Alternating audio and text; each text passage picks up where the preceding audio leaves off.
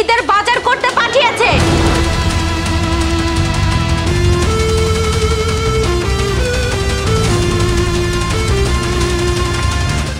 বৌমা, না না, আমার কেউ বাজারে পাঠায়নি, আমি আমি নিজের ইচ্ছেই গেছি। আপনি আমাকে মিথ্যা কথা বলছেন, সত্যি কথা বলুন, কে আপনাকে বাজারে পাঠিয়েছে?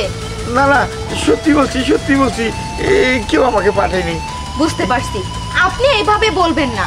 সত্যিটা কিভাবে বের করতে হয় সেটা আমার খুব ভালো করেই জানা আছে। সোজা আঙ্গুলে ঘি উঠবে না, আঙ্গুলটা বাঁকাতে হবে। মা, ভাইয়া, আপু, শান্ত, তোমরা সবাই কোথায়? তাড়াতাড়ি এই জায়গায় আসো। কি হয়েছে মা? কি হয় নাই সেইটা বলো। আপু, তুমি কি আমার শ্বশুর আব্বাকে ঈদের বাজার করার জন্য বাজারে পাঠিয়েছো? আরে আমার কি মাথা খারাপ হয়েছে যে মুরব্বী মানুষকে দিয়ে কাজ করাবো? তুমি বলনি, তার মানে বড় ভাইয়া তুমি নিশ্চিত আমার শ্বশুর আব্বাকে বাজারে পাঠিয়েছো? আরে তুই কি বলতেছিস? তাও আমার বাবার মতন, আমি ওনাকে কেন বাজারে পাঠাবো? আশ্চর্য। শান্ত, তুই বলেছিস আমার শ্বশুর আব্বাকে বাজারে যেতে, তাই না? আরে আপা, তুই এটা কি কইতেছস? হে হইলো মুরব্বী মানুষ, আমার বাবার সমান, আমি কেন তার ফোন মাছ দিমু? দেখার বা তোর রেনু আইছি আমরা ঈদের দাওয়াত খাবার, তুই কিন্তু তোর বাড়িতে আম করে ডেকে না রীতিমতো অপমান করতেছস কইলাম। ও আচ্ছা, তুমি বলনি, বড় ভাইয়া বলেনি, আপু বলেনি, তাহলে বলছেটা কি? বুঝতে পেরেছি খুব ভালো করেই কে বলেছে। না, আমি তোমাকে জিজ্ঞাসা করব না যে তুমি আমার শ্বশুর আব্বাকে বাজারে পাঠিয়েছো, কিন্তু কিসের জন্য পাঠিয়েছো সেটার জবাব দাও।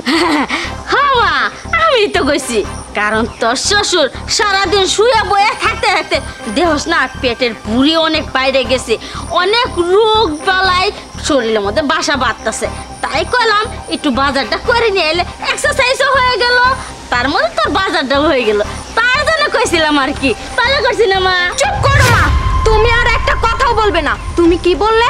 যে আমার শ্বশুর আব্বা ঘরের মধ্যে শুয়ে বসে থেকে মোটা হয়ে যাচ্ছে, তার পেটের ভুঁড়ি বেড়ে যাচ্ছে, তার এক্সারসাইজ করতে হবে। একবার কি তোমার নিজের দিকে তাকিয়ে দেখছো? তুমি যে খেয়ে খেয়ে তোমার পেটটা বাড়াচ্ছ হাতির মতো, তোমার চিন্তা একবারও করনি যে তুমি অসুস্থ হয়ে যাবে? তুমি তো সবসময় তেলাক্ত জিনিস খাও, তোমার ডায়াবেটিস আছে, তোমার কি সেটা খেয়াল নেই? তুমি কেন আমার শ্বশুরের দিকে চোখ দিয়েছো? হ্যাঁ, এই যে মা শোনো, যে মায়েরা মেয়ের বাড়িতে গিয়ে ওকালতি করে না, সেই মেয়েদের সংসার কোনোদিনও টেকে না। শুধুমাত্র তোমার জন্য আজকে বড় আপু ডিভোর্স, তুমি তো ডিভোর্স করিয়ে রাখছো বড় আপুকে। তুমি কি চাচ্ছ যে আমি এখন ডিভোর্সি হয়ে ঘরের মধ্যে বসে থাকি? শুনো মা, তোমাকে সাফ সাফ একটা কথা বলে দেই, আমার হাজবেন্ড বাইরে যাওয়ার আগে তার বাবাকে আমার হাতে দিয়ে বলেছে যে আমার বাবাকে তোমার কাছে রেখে গেলাম, সব সময় নিজের বাবার মতো দেখবে, আমানতের খেয়ানত করবে না। আর তুমি এসে আমার শ্বশুর আব্বাকে নাকি ফরমাস দিচ্ছ। শুনো, আমি তোমাকে সাফ সাফ একটা কথা বলে দিচ্ছি, তুমি এক্ষুনি এই মুহূর্তে এই বাড়ি থেকে বের হয়ে যাবে। যে সম্মানটা নিয়ে আসছিলে সেই সম্মানটা নিয়ে যাবে। যাও। তুই কিন্তু আমার অপমান করতেছিস। আরে চুপ থাকো, অপমান তোমার অপমানের দেখছো কি? তোমার তো মনে করো যে কি করে পাগলা করা তোর উচিত। তোমার আগে বাড়িতে নিয়ে যাই, তারপর তোমার কি করছিস? তুমি আগে বাড়ি দাও। বাবা, এটা না আমার মাথা থেকে। বাবা, আপনি কিছু মনে করবেন না, আমার মা তো কিছু বুঝে না, পাগল টাইপের। মা, তুই আমার বৌমা না, তুই আমার মেয়ে, তুই আমার মেয়ে না, তুই আমার মা।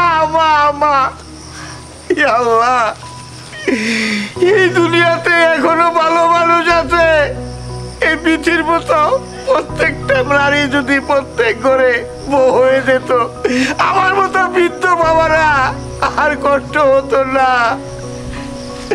বাবা, আর কান্নাকাটি করবেন না, ঘরে চলুন। চলো মা।